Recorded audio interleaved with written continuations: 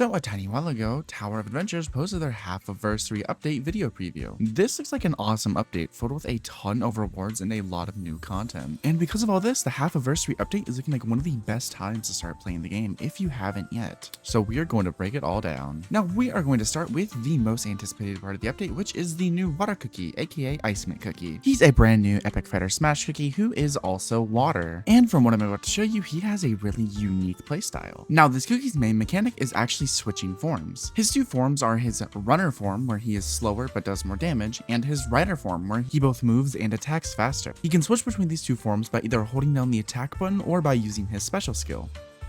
So it looks like both forms have their own unique basic attack. The runner form is a little bit slower, but it seems like it does do more damage per swing, along with having a multi-hit move at the end of it, while the rider form is a lot faster, and it seems like it has a small AoE at the end of it. For his rider special, it seems like he dashes forward, doing damage to enemies along the way. And for his runner form, it looks like he throws at his board, damaging enemies, and then jumping on it afterwards. I did forget to mention this, but whenever you switch from rider to runner form, you get increased attack speed, and whenever you switch from runner to rider form, you get increased basic attack damage. Whenever you tap the ultimate button, he'll spin around in circles and then do a final hit, damaging enemies. And when you hold it, he'll ride on his board for a couple seconds, damaging enemies along the way, and then doing a smaller final hit. Overall, I'm very excited for Ice Mint Cookie because he looks like a lot of fun to play. And I'm pretty happy that they're introducing some more complex cookies. Next up, we have his signature artifact called Snowy Slope Speeding. This artifact will increase your crit rate whenever you hit enemies with your basic attack, and it'll increase your crit damage whenever you hit enemies with your special skill. The artifact looks really powerful, and it probably is a must pull for Ice Mint Cookie. Now moving on, we have two new epic costumes, one for Sugar Globe and one for Rockstar. Next up, we have new content and game mode changes. It looks like we're getting a new story chapter called Snow Bear Village. There's a whole new mystery for us to solve and a bunch of new puzzles to complete. Alongside the chapter, we have a new boss called Rhymehorn. The other new piece of playable content we're getting is we are getting a new present delivery map. This map looks really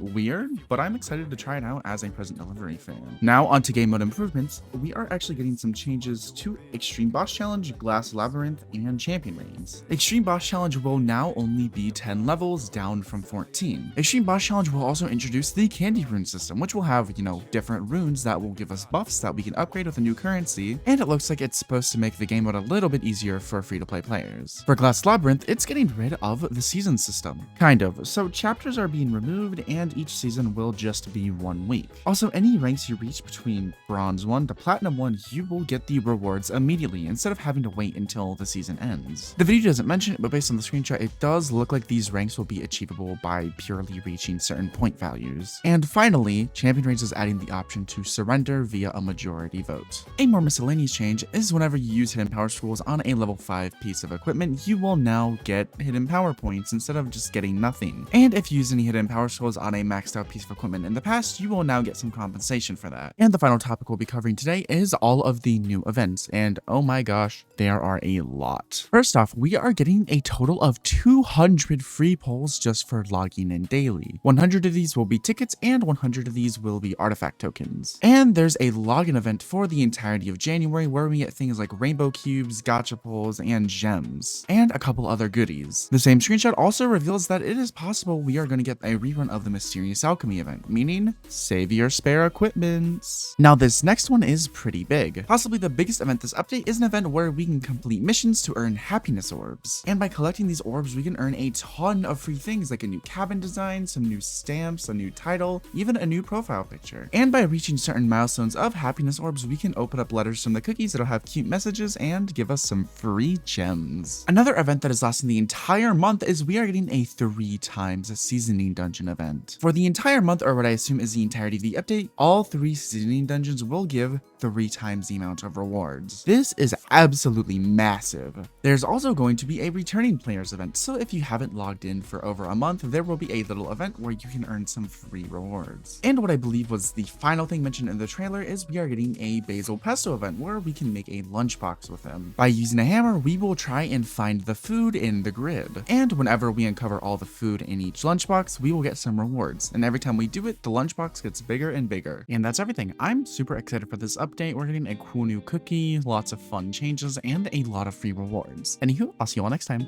Bye!